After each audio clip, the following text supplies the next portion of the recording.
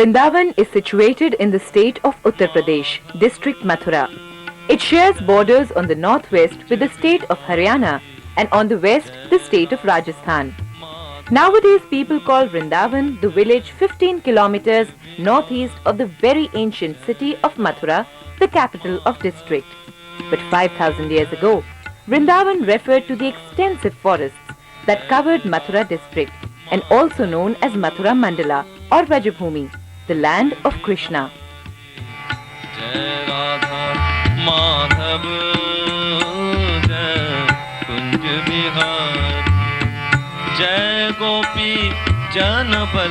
Vrindavan was made famous all over the world by His Divine Grace Abhay-Charan Bhakti Vedanta Swami Prabhupada, founder of the Hare Krishna movement.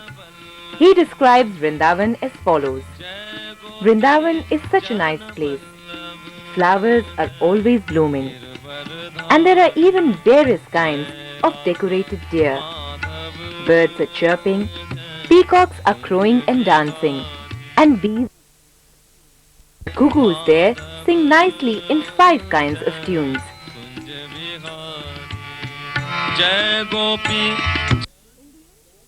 Scriptures we read, there is no other place in this world like Mathura. It can fulfill all the desires of all living beings. As heaps of grass are burnt by fire, so all the greatest sins of men can be destroyed by seeing all the places of Mathura. Oh my dear friend, just live in Mathurapuri, where Govinda, the creator of the 3 worlds, and his gopis reside eternally. O lovers of worldly affairs, do take a lesson. If you want to get eternal happiness, simply live in Mathura. How wonderful it is that simply by residing in Mathura Mandala, even for one day, one can achieve a transcendental loving attitude towards the Supreme Lord. This land of Mathura must be more glorious than the kingdom of God. Actually, Vana means forest and Vrinda refers to the sacred Tulsi tree. So Vrindavan is the forest where Tulsi grows in abundance.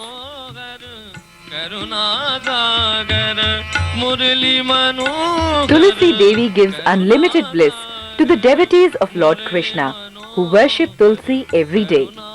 Another meaning of Vrindavan is the forest of Vrinda Devi. Vrinda is the goddess of the forests of Vrindavan. Along with her friends, the Vana Devis, she maintains all the forests and gardens as her service to the Lord. She eternally resides in Vrindavan, just to the west of the village of Nandagram. From here she organizes all of Krishna's divine pastimes. In fact, it is Vrinda who expands as the worshipable Tulsi tree, for which Vrindavan is so famous. When devotees offer food to Lord Krishna, they always place Tulsi buds with 2 leaves on either side on each preparation. Within this area, Sri Krishna and Srimati Radharani perform their pastimes as the transcendental couple who embody the perfection of divine union and the personal conception of the absolute truth. This place is so sacred and consists of 12 holy forests. Vrindavan from Nandagram to Vrindavan village, the preferred place for the divine couple's pastime. Madhuvan, which satisfies everyone's desires. Talavan, where Krishna killed the Tala fruit demon. If anyone visits Kumudvan, he will become worshipable in Krishna's abode. Bahulavan is where one obtains pious results. Kamyavan is the best of all. Khadiravan, where one can achieve all perfection. At Bhadravan, one becomes fixed in Krishna's consciousness. Bhandiravan is the place where Krishna most played with his friends. In Bilvavan, Lakshmi Devi, the goddess of fortune, performed her austerities. Lohavan can clean one of his vices. Mahavan, where is Gokul, the very first place of Krishna's life.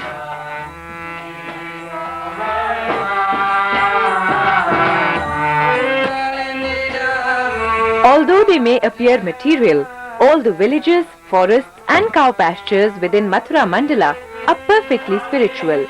When Krishna descends to this universe, this same Vrindavan descends, just as a retinue follows an important person. It is why Vrindavan is not considered to exist in the material world.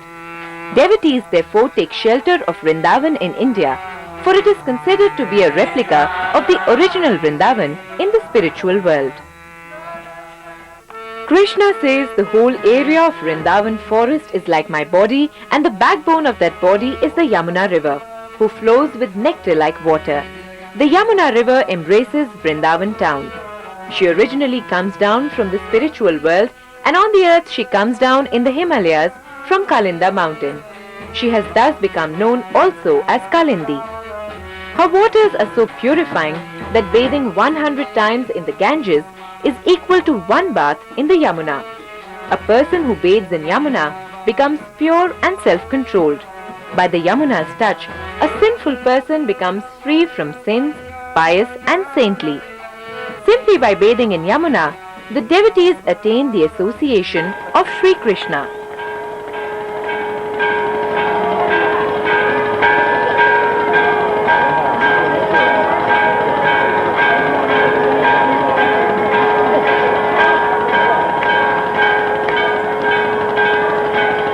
When Krishna took birth, all the stars and planets automatically came into perfect harmony.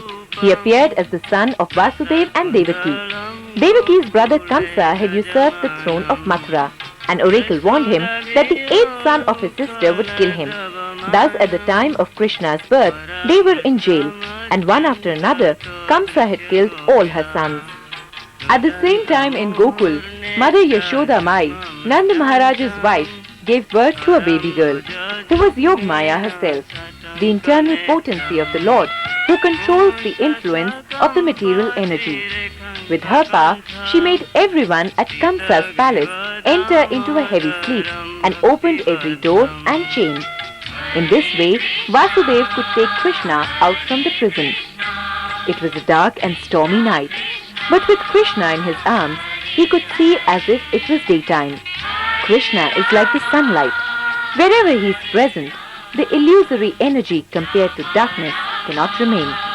In the form of a big serpent, Lord Anantasesha came and protected them from the rain. Arriving at the Yamuna, the river became shallow and gave Vasudeva passage to cross her waters. Finally, Vasudeva entered Nand Maharaj's residence at Gokul, where everyone was in deep sleep.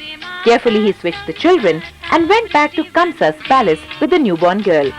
Kamsa was very surprised when he saw this child of Devaki was a girl. He took her in his hands to kill her, but she slipped from his hands and said, "Kamsa, you fool, the child who will kill you is already born before me." So Kamsa decided to kill every boy who was born 10 days before, sending different demons in all directions to achieve it. Mathura is the abode where one's knowledge gradually expands. In Gokul, the sage Garga did Krishna's name, giving ceremony in a cowshed, so that Kamsa would not find out. He said this child will grow in power, beauty, opulence, everything on the level of the Supreme Personality of Godhead. The witch Putna was the first demon Krishna killed at only 3 months of age. She appeared disguised as a queen. The people of Gokul thought that she might even be Lakshmi, the goddess of fortune. So Mother Yashoda let her offer her milk, not suspecting her breast was poisoned. Krishna accepted it and sucked her poisoned milk together with her life air. Another time, just after his first birthday, Trinavarta came in the form of a whirlwind. He kidnapped Krishna in the middle of a sandstorm, but couldn't carry him too far, as Krishna made himself so heavy that the demon fell down smashed. Still, Nanda Maharaj and Mother Yashoda always thought that Krishna was saved by the mercy of the Lord. They couldn't believe he caused the death of these great demons, and they treated Krishna as their helpless child. Once Mother Yashoda tied Krishna to a wooden grinding mortar as he was doing naughty things. He thought, "First Mother Yashoda went away without giving me enough milk. For that I broke the yogurt pot and gave the stalk of butter to the monkeys. Now she's tied me up to this mortar, so I am going to be even naughtier than before. I am going to break down those 2 Arjuna trees."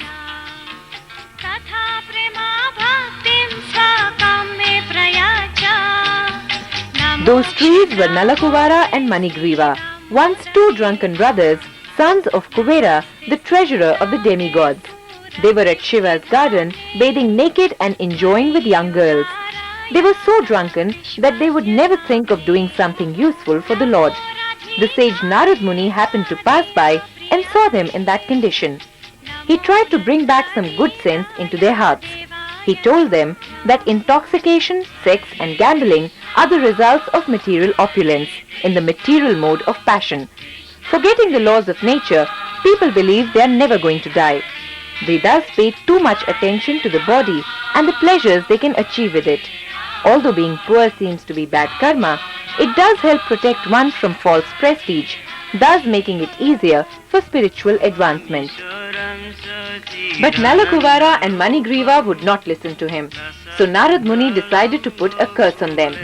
He turned them into trees and foretold that they would live for thousands of years, but then the Lord himself would liberate them. Krishna also wanted to protect his devotees' word, so he started to walk towards the trees. Passing between them, he struck the mortar. Being the personality of Godhead, he is the strongest one. He easily forced the trees to fall down at the root. Immediately the two brothers appeared in a brilliant aura. They bowed down to him with prayers and returned to the heavens. Radharani is the most wonderful gopi. She appeared at Raval in the Yamuna river on a golden lotus flower. King Vrishabhanu found her and went running to his wife Kirtika, bewildered by her bright golden complexion. She has a brother, Sridhama, the best friend of Krishna, and a sister, Ananga Manjari, the sweetest girl in the world. When Krishna moved to Nandagram, her family moved to Varshana. Just as Sri Krishna is the possessor of infinite divine energies, displayed in their highest perfection, Sri Radha is the embodiment of these divine energies in their most developed form. Srimati Radharani is the full power and Lord Krishna is the possessor of the power. The two are not different.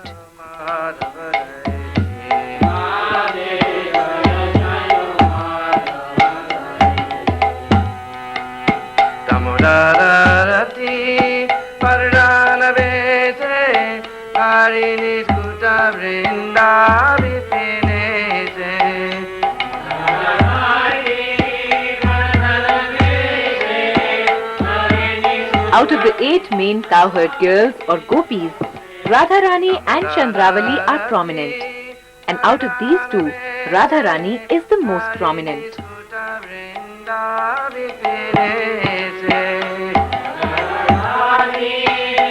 Srimati Radharani would say, I do not mind my personal distress.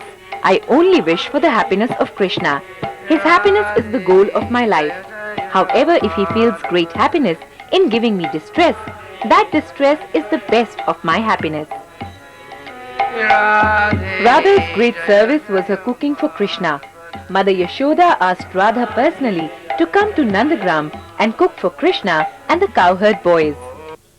Nandagram is the place of Nanda Maharaj's palace. Afraid of so many demons, he decided to move to there.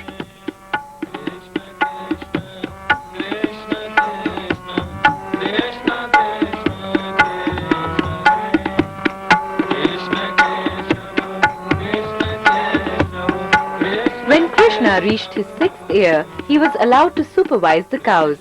Now accompanied by numerous cowherd boys and about 900,000 cows, Lord Krishna began to wander to distant parts of Vrindavan. Dressed in a charming variety of garments and flower garlands, they decorate themselves with peacock feathers, lotuses, lilies, newly grown mango sprouts, and clusters of flower buds. Krishna and Balram shine forth magnificently among the assembly of cowherd boys. They look just like the best of dancers appearing on a dramatic stage. Like this, they spend their days dancing, singing, and sporting with each other. Balram is the older brother of Krishna and the son of Vasudeva and Rohini. Since his father was in jail, Nanda Maharaj, as Vasudev's friend, took Mother Rohini and child in charge. While Sri Krishna always holds the flute, Sri Balram always holds a plough. He is the original spiritual master who plants the seed of bhakti in the devotee's heart. In Ram Leela, Balram serves Lord Ram as his younger brother Lakshman. In this present era Kalyug, he came as Lord Nityanand to spread the Sankirtan movement together with Sri Chaitanya Mahaprabhu, the sweetest incarnation of Krishna. Here in Rajaleela, together with the other Gopas, he takes care of Krishna and helps him to graze the cows and to kill the demons. In Bhagavad Gita, spoken by Krishna himself, we read, "In order to save the devotees, kill the demons, and to re-establish religion, I myself appear, millennium after millennium." And when he descends to the universe, this same Rajamandala land descends with all the people and entourage. But only Krishna and Balram remember it. Nanda Maharaj, Mother Yashoda, Mother Rohini, the cowherd boys and girls, everyone forget their original position in the spiritual world and enjoy Krishna as the sweet cowherd boy.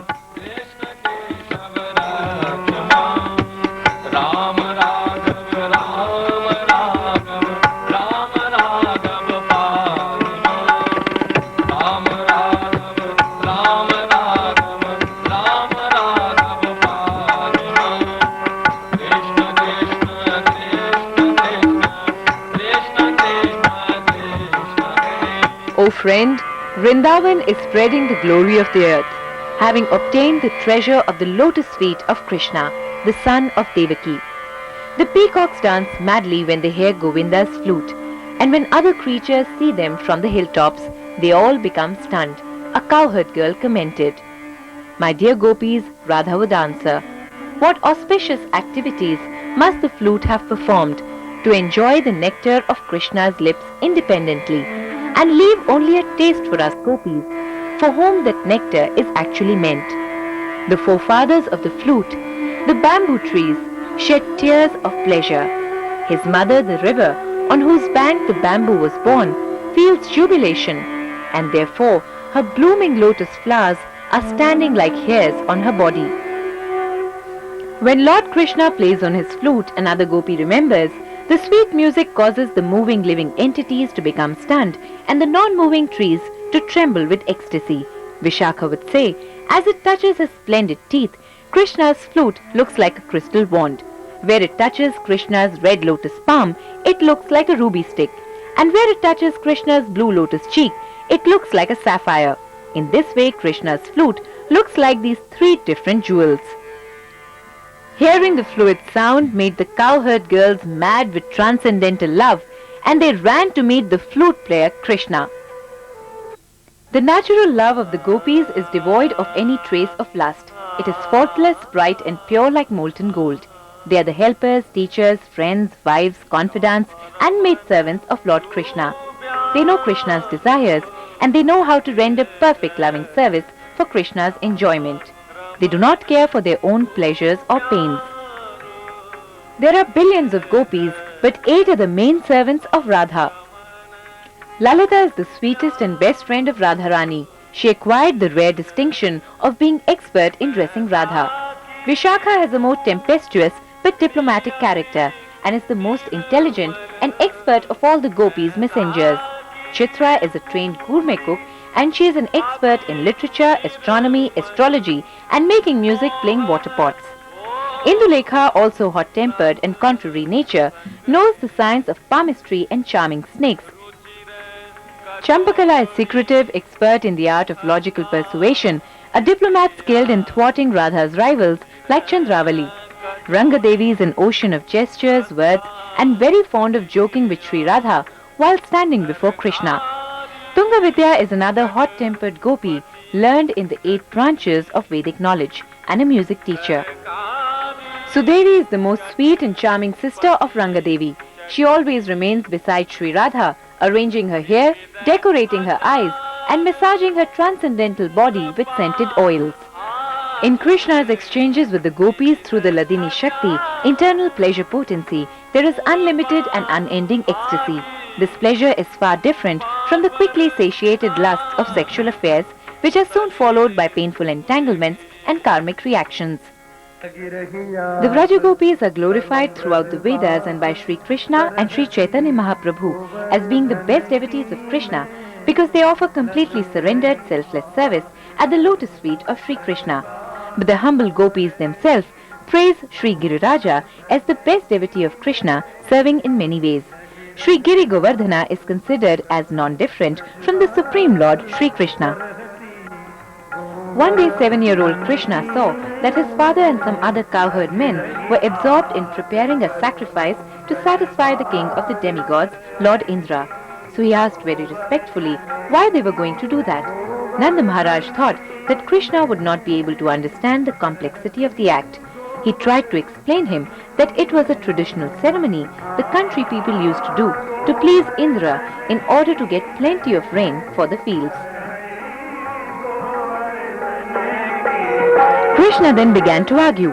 Why do you need to worship the demigods just to have some material gain? That is temporary. That you can also obtain with the Supreme Personality of Godhead, as it is He who gives that power to the demigods. And with Him you can gain spiritual and eternal life. He used every argument, even atheistic ones.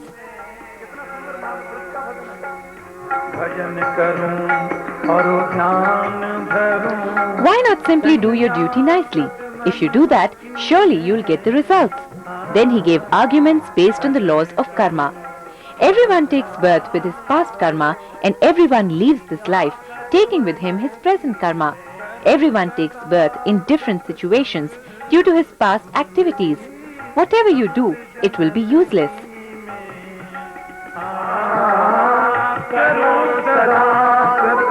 Then he used logic.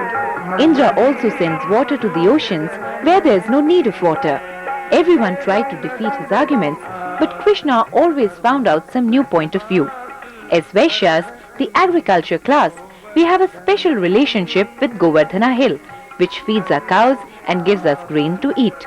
Better to simply worship him and the local Brahmins. Finally, as Krishna was so anxious to worship Govardhana, they agreed to do it. He explained to them that they should cook different delicious preparations and then feed all the Brahmins. Putting garlands of flowers on the cows, they should feed them, and even the inferior animals and human beings. Krishna was also doing this to chastise Indra, who was too puffed as the controller of all heavenly planets. Although Indra knew the exalted position of Krishna as his lord, he couldn't believe that Krishna had taken birth and was living in Vrindavan among the cowherd men and cows. Indra got so angry that he sent all his most dangerous clouds over Vrindavan. It started to rain tons of water all over Vrindavan. Everyone was now in danger, and everyone started to pray to Krishna. Oh dear Krishna, you're all powerful and very kind towards your devotees. So please protect us, as we are being mistreated by the furious Indra. Krishna called all the inhabitants of Vrindavan to Govardhan Hill, and with his left hand lifted the hill while saying, "Now you all can come without fear under the Govardhan Hill umbrella. Do not be afraid, and do not think that he will fall from my hand." All the inhabitants of Vrindavan stayed under the Govardhan Hill for an entire week and did not even think about eating or drinking. They were so amazed to see how Krishna could hold the huge hill on only his little left finger. Nowadays, Govardhan Hill is shrinking as Kalyug, the age of anger and hypocrisy, grows, making him feel sad. On Govardhan Puja, devotees come to worship him, walking the 23 kilometers of the Parikrama path, some even paying their full obeisances at each body extension.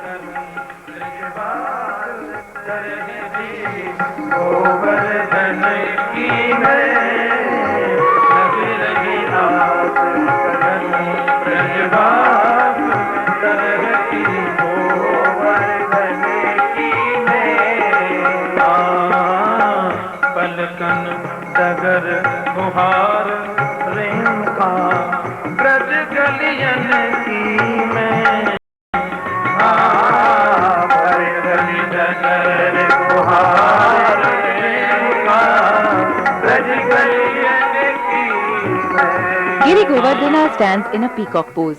Pankari is the back and tail feathers, Dangati is his long neck, Mukharavinda is his mouth, and Radha Kund and Shyam Kund form the eyes of Govardhan.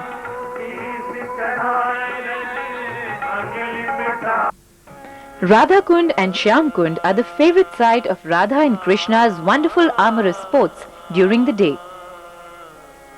Once Krishna killed a demon in the form of a bull Arista. Afterwards, when he wanted to touch Radharani, she smilingly told him, even though he was a demon, he had assumed the form of a bull. By killing him, you have become very contaminated with sin. If you take a bath at all holy places, then you will be relieved of the offense of killing him. Krishna very sweetly replied, I shall bathe in the water of all the holy places by calling them all here. Speaking these words, he then stomped on the earth and created a depression which immediately filled up with water of all the holy places. The personification of each holy place also appeared before Krishna, introduced himself and offered prayers. In front of Radha and the gopis, Krishna then took a bath in Shyam Kund, uttering the name of each holy place.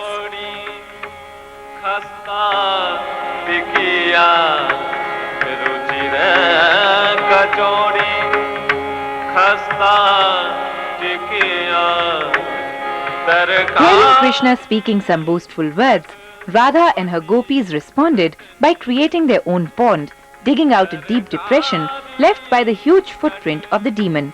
The kund turned out to be beautiful, and the sight of it made Krishna feel very pleased. When Sri Krishna offered to fill Sri Radha's kund with water from his kund, she flatly refused, insisting that its waters were polluted. Using a chain of gopis, Sri Radha arranged to fill her kund with water from Manasi Ganga, nearly 5 kilometers away at Govardhan Hill. Then the personified sacred rivers appealed to be allowed to fill her pond. At midnight on the 8th day of the waning moon in Kartik, the sacred rivers in Sri Shyam Kund broke through the boundary wall and swiftly filled Radha Kund. People celebrate Radha Kund's appearance, bathing themselves at that hour.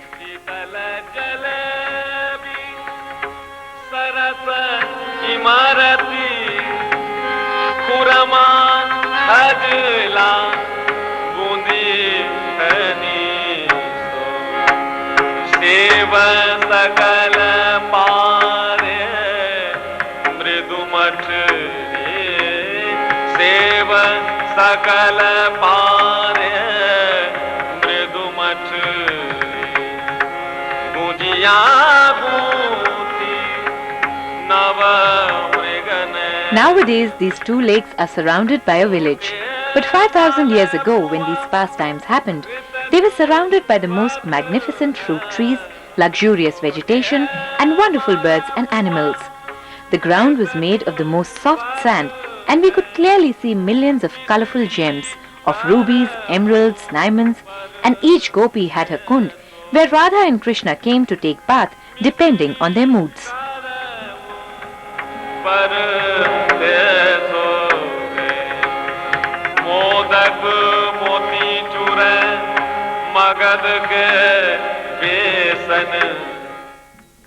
Chandravali is the rival of Srimati Radharani.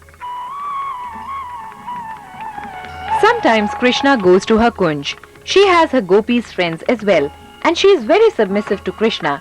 She says, "Oh Krishna, I belong to you." Radharani would rather say, "Krishna belongs to me." The very name Krishna means that he attracts even Cupid. Indeed, Krishna means the most attractive. As Lord Krishna is the original personality of Godhead, so Krishna is the original name of the Lord. All other names are simply parts and parcels of the original name Krishna. The original name Krishna is more powerful than the other names, and the result of chanting Krishna is greater than chanting any other name. By chanting Rama, one gets liberation, but by chanting Krishna, one attains pure love of God. For this reason, the devotees of the International Society for Krishna Consciousness chant the mantra, Hare Krishna, Krishna Krishna, Hare Hare, Hare Rama, Rama Rama, Hare Hare. The vibration of Krishna's flute is represented by this Hare Krishna mantra. So when his sound enters the ear of a living entity who is wandering throughout the material world, he is attracted by the sweet sound and becomes highly qualified. Lord Krishna also descended about 500 years ago as Chaitanya Mahaprabhu in Mayapur, West Bengal. He spent his youth studying the Shastras and became a famous Pandit. He decided to take sannyas, the order of renunciation, at the age of 24 years and began to preach all around India. He attracted thousands of people to Krishna consciousness, sharing with his intimate associates this mission to spread Krishna consciousness by chanting the Mahamantra. He sent several followers to Vrindavan to rediscover the sacred places and deities that were there hidden during the Muslim invasion and then forgotten in the forest. It was Chaitanya Mahaprabhu himself who rediscovered Sri Radha Kund. Sanatan Goswami, Rupa Goswami, Raghunath Das Goswami, Jiva Goswami, Gopal Bhatta Goswami and Raghunath Bhatta Goswami were the 6 main devotees who took up this important task. We must be grateful to them as now we can all enjoy the glories of Vrindavan Dham. They are considered more than mere theologians or even great saints. They are intimate maidservants and assistants of Srimati Radharani.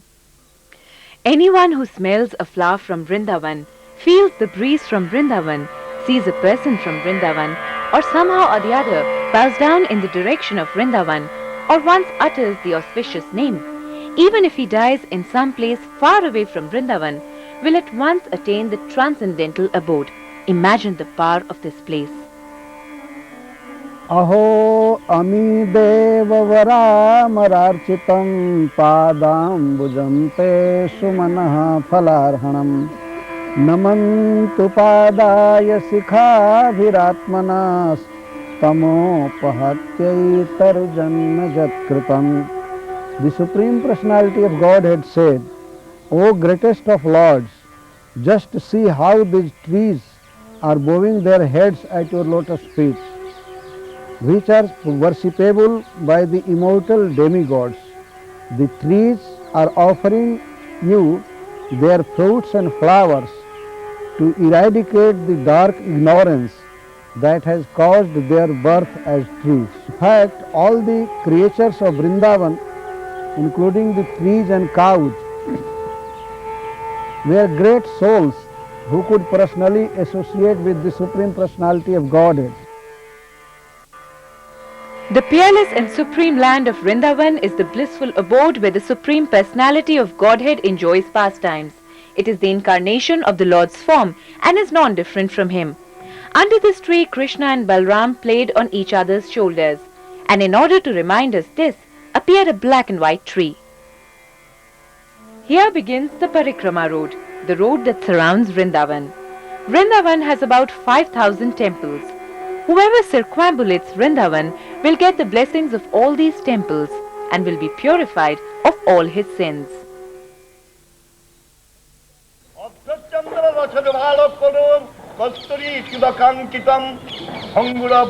Here was once a beautiful lake of very sweet water. This lake happened to be infested by a most venomous serpent from whom the lake derived its name. Krishna once went with the intention of sporting in its water. This enraged the hideous monster Kalya. He at once came out of the depths of the lake and fell upon Krishna, wrapping him up in his coils and attacking with his 1,000 hoods.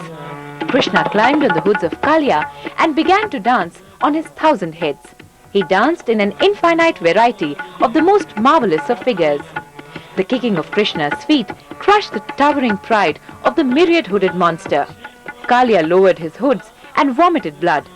His wives then came out of the lake and with folded hands in prayer begged Krishna to spare the life of their husband. The prayers of the wives of Kalya, who had faith in Krishna, moved the son of Nand to have mercy on Kalya. Krishna now desisted from his terrific dance on the condition that Kalya was to quit the lake at once and to betake himself to his original home in the island of Ramanaka. The water of the Kalya lake was now rendered free from all poison.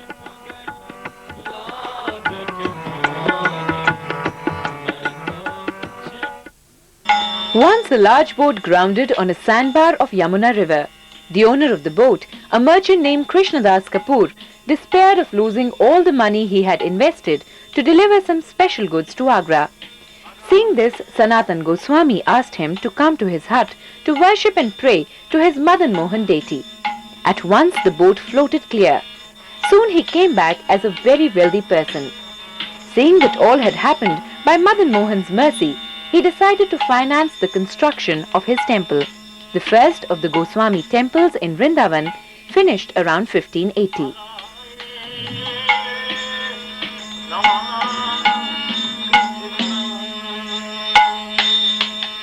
Coming from a Brahmin family, Sanatan Goswami, together with his younger brother Rupa Goswami, were working for Nawab Hussain Shah, the head of the Islamic occupational government in Bengal. Some say they were forced to do so as they were very intelligent and learned. Both eager to meet Chaitanya Mahaprabhu, wrote him several times to ask permission to join his mission. Finally, in 1514, Mahaprabhu gave permission, and Rupa and Anupama, the youngest brother, started at once to meet the Lord, while Sanatan remained behind to become more and more absorbed in studying Srimad Bhagavatam. One day he decided to feign illness to stay at home. Pandits began to come from different parts of Bengal to lecture to him. Soon the Nawab got suspicious and sent a physician to Sanatan's house, who reported the situation to him. Sanatan refused to go back to work and was thrown in jail. Bribing the warden to escape, he decided to cross the forests to meet his brother and the Lord. He met Chaitanya Mahaprabhu at Benares, who gave him most confidential instructions for 2 months. From there, Sanatan went to visit Vrindavan and the 12 forests. He then wished to go to Puri to meet the Lord. In his journey, he had to cross the terrible Jharikand forest. Eating little and drinking stagnant water, he developed a severe and painful case of eczema.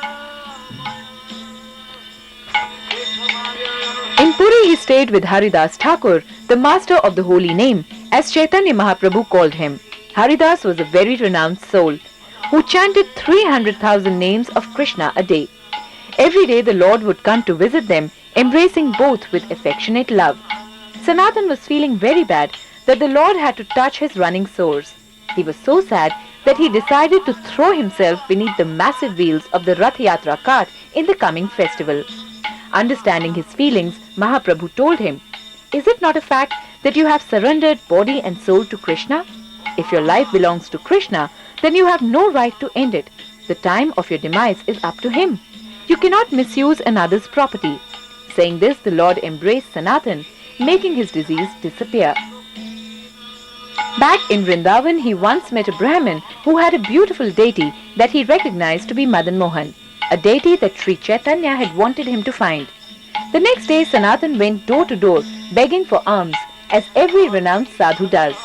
When he knocked at the Brahmin's door, the Brahmin told him that the deity appeared in dream the night before to say that he wanted to go with Sanatan Goswami.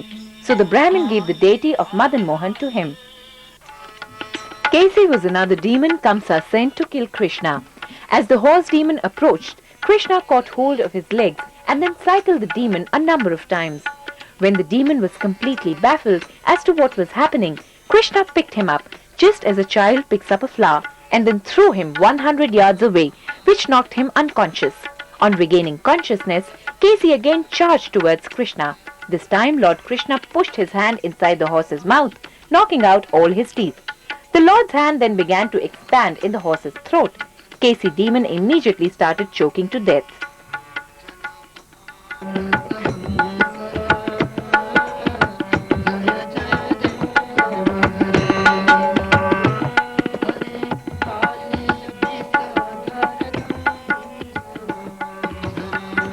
The 5,000 Vrindavan temples were constructed one after the other by the increasing of the Gaudiya Vaishnavas till our days, although some other sampradayas installed their temples as well.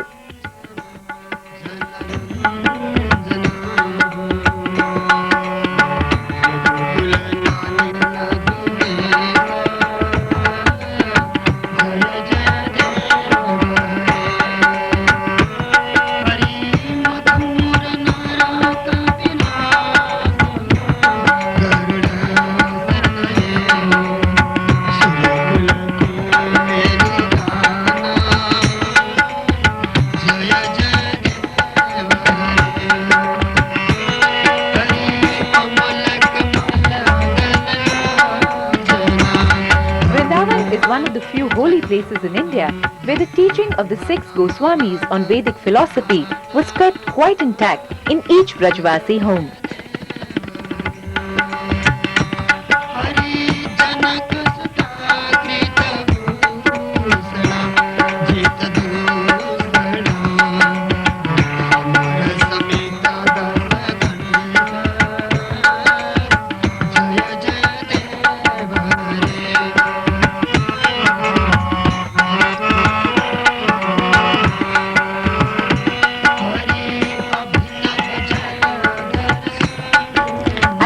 of the 19th century and the beginning of the 20th century, Srila Bhaktivinoda Thakur and Srila Bhaktisiddhanta Goswami regained the original meaning of Chaitanya Mahaprabhu Sankirtan movement, giving a new fresh impulse. Radha Gokulnand Temple was founded by Loknath Goswami, who is called the seventh Goswami of Vrindavan. He was specially known for his humility and renunciation. Chaitanya Mahaprabhu once appeared in a dream, telling him to go to Vrindavan to locate all sacred forests of Raj and re-establish the holy places of Lord Krishna's pastimes. At his temple we can find two pair of deities and a shila belonging to Chaitanya Mahaprabhu himself, given to Raghunath Das Goswami, who also came to Vrindavan after Chaitanya Mahaprabhu left his body at 1534. He had given up his wealthy family and beautiful wife to serve the lotus feet of Mahaprabhu. He was so renounced that he lived in a hut at Radhakund and only ate a cup of buttermilk a day. At 17th century, the Muslim invasion led by Aurangzeb desecrated Radha Gopinath temple. A new temple was constructed behind the old one. Madhu Pandit kept in charge of the temple and deity after some other Goswamis discovered him at Vamsivat.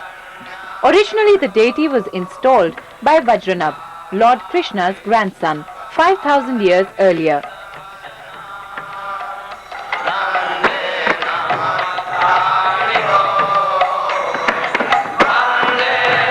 Rupa Goswami was once at the bank of Yamuna, feeling unable to fulfill the order of Mahaprabhu to revive Vrindavan. Mahaprabhu wanted Vrindavan to become a Vaishnav place of pilgrimage with temples built for the worship of Radha and Krishna. He also wanted the Goswami to write books establishing in a scholarly way a systematic theology.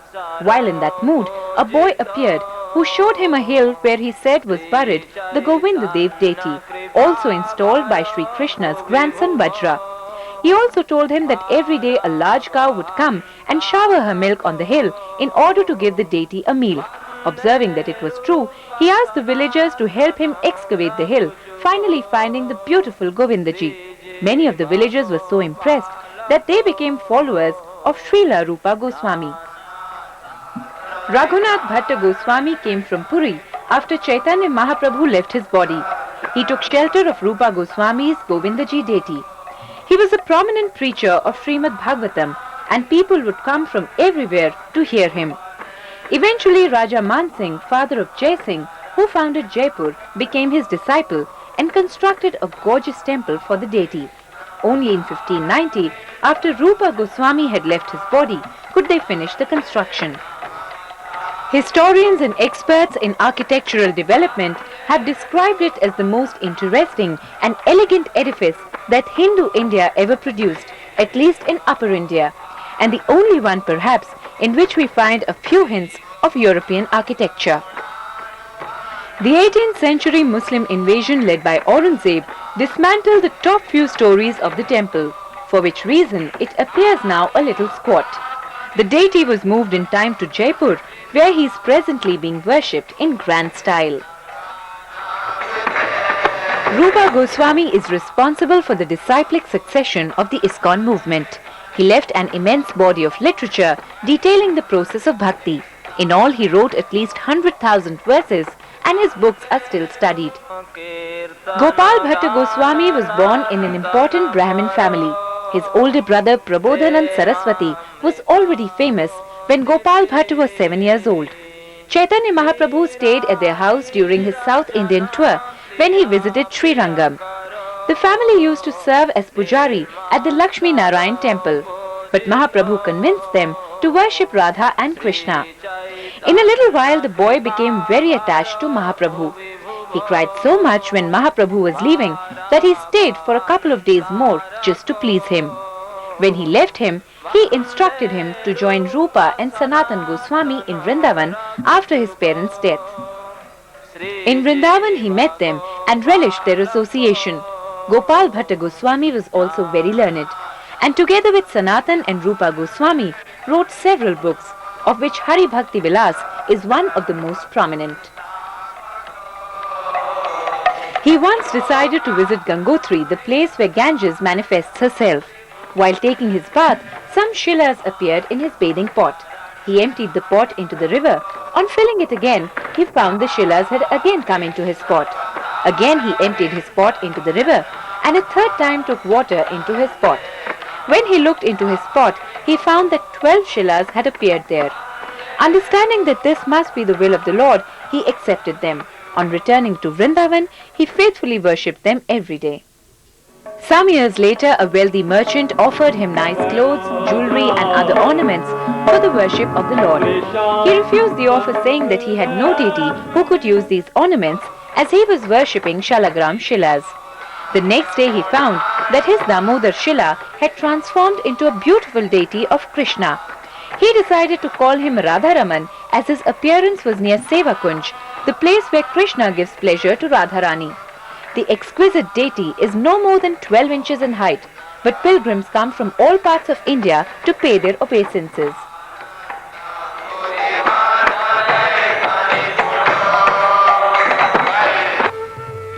When at night Krishna plays his flute, the gopis know that he is calling them for singing and dancing in the forest.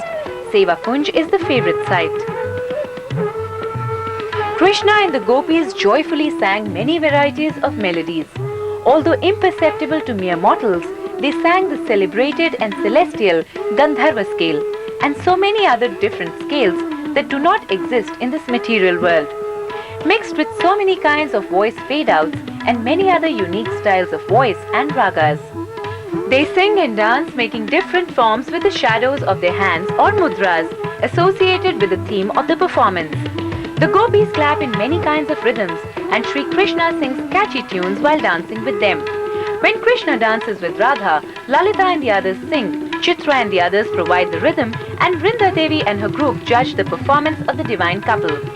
Sometimes Krishna dances alone to the amazing singing of Radhika and her friends.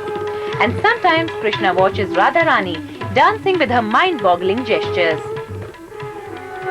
In this sacred garden, the divine couple sometimes rest after performing the Ras Leela dance. In the little temple Rangamahal, a bed is kept for them.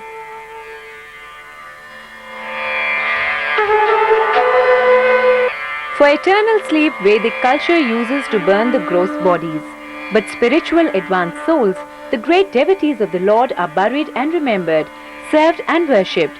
Their spiritualized bodies are lovingly placed in the sacred earth of Vrindavan near Krishna temples or at places of Radha Krishna pastimes. Stone structures of simple or ornate design called samadhis mark the place where these exalted devotees eternally reside as focal points for faithful devotees to connect with the spiritual mercy, blessings and inspiration. At Radha Damodar Mandir, we can also find Rupa and Jiva Goswami Samadhis among others. Jiva Goswami was the only son of Anupama, the younger brother of Sanatan and Rupa Goswami. His father's death at an early age had a tremendous effect on him, so he decided to renounce the world and its cruelties.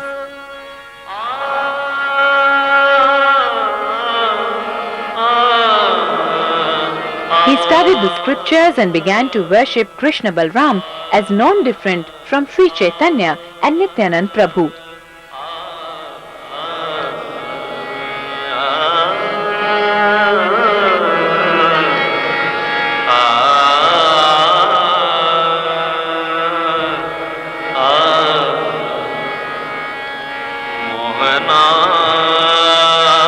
He stayed with Nityanand Prabhu in Navadvip for some time and later finished his Sanskrit studies in Benares. Then he finally went to Vrindavan to join his uncles, taking shelter of Srila Rupa Goswami.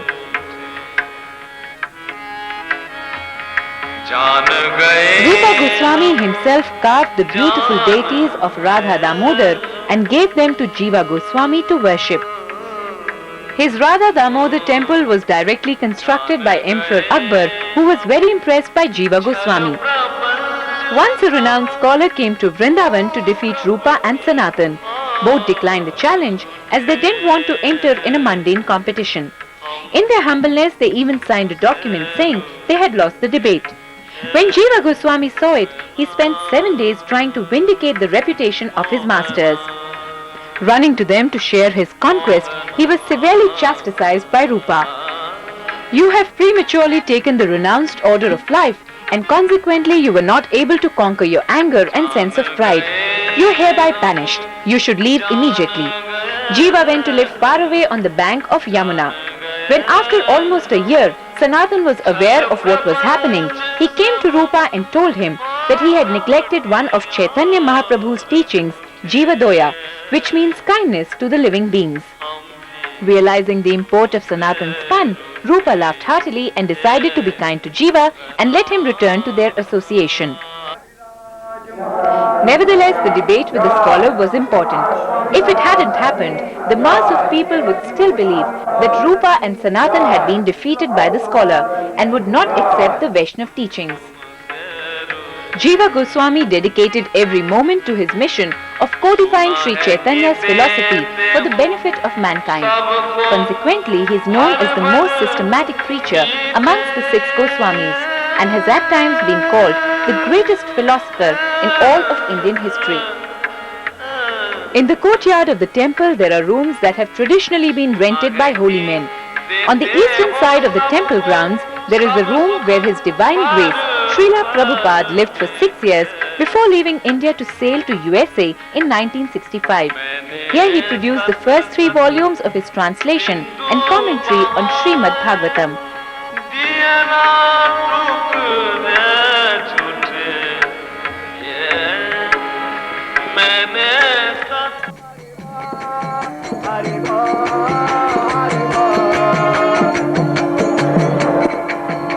Srila Prabhupada wanted to give Delhi, the capital of India, a magnificent temple, and it seems his desire was fulfilled.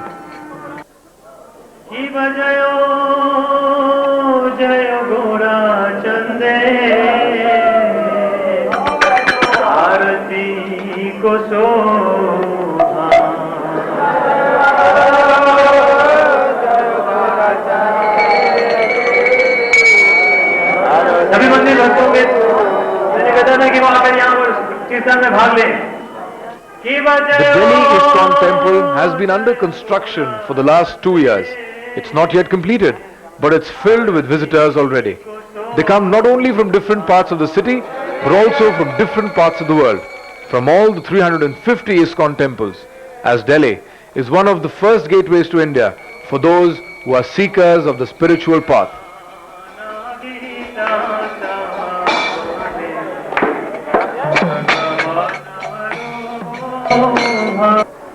Why is it so important to build temples? One may ask.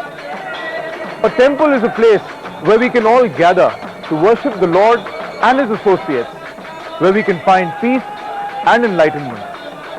A temple is basically the house of the Lord, and that is why we must build it in the most opulent manner possible so that we can perform there the best devotional service in the best devotional mood.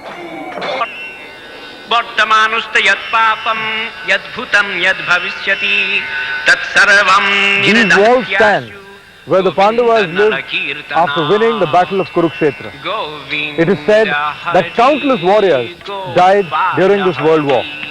Before the battle had started, Arjun, one of the Pandavas, had some doubts about the purpose of life.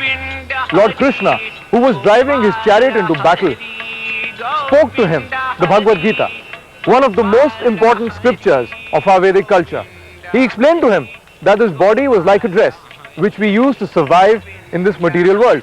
The real purpose of life is to serve the Supreme Personality of Godhead and to return to His abode, Golok Vrindavan, the spiritual world, where we can live eternally in knowledge and happiness. Monuments are built to show the world and future generations that we, the governors, know what people want. Nanda Kumara, Madana Gopala, Nanda Kumara, Madana Gopala, Madana Gopala. Or that some person was grateful to some other. Nanda Kumara, Mohana Rupa, Mohana Rupa, Nanda Kumara. or that this is my property. Jaya People Jaya know they're going to die. So they want to enjoy. Jaya Jaya Deva Hari. Jaya Jaya Deva Hari. And they want to leave behind some remembrance. Jaya Jaya They have Deva forgotten Hari. their original position. Jaya Prabhu And they spend so much effort. Jaya Prabhu Dina Dayala Hari. And money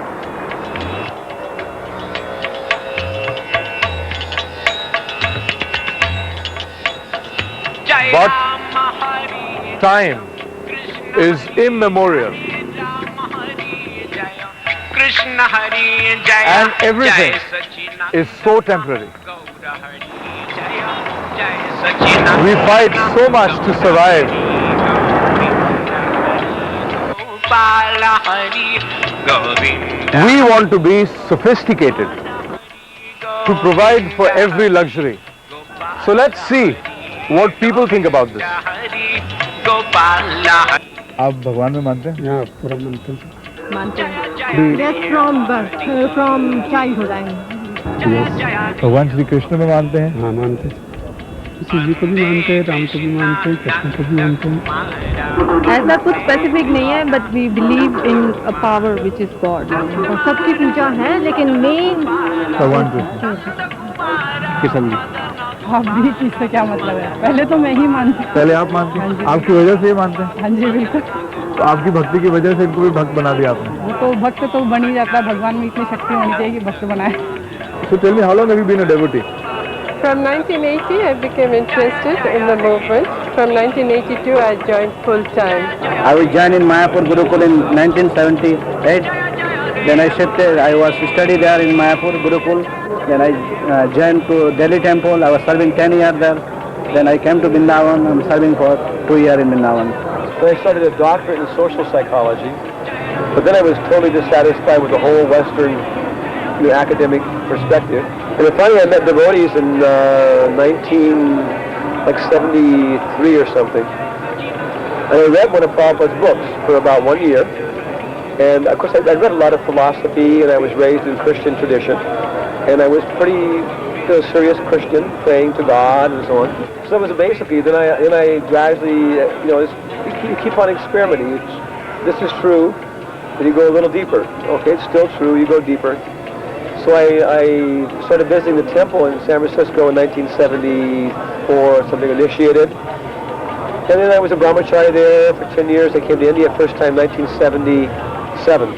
Well, it was back in 1968, 1970. I was always searching for spiritual life, and I was very attracted to India and yoga.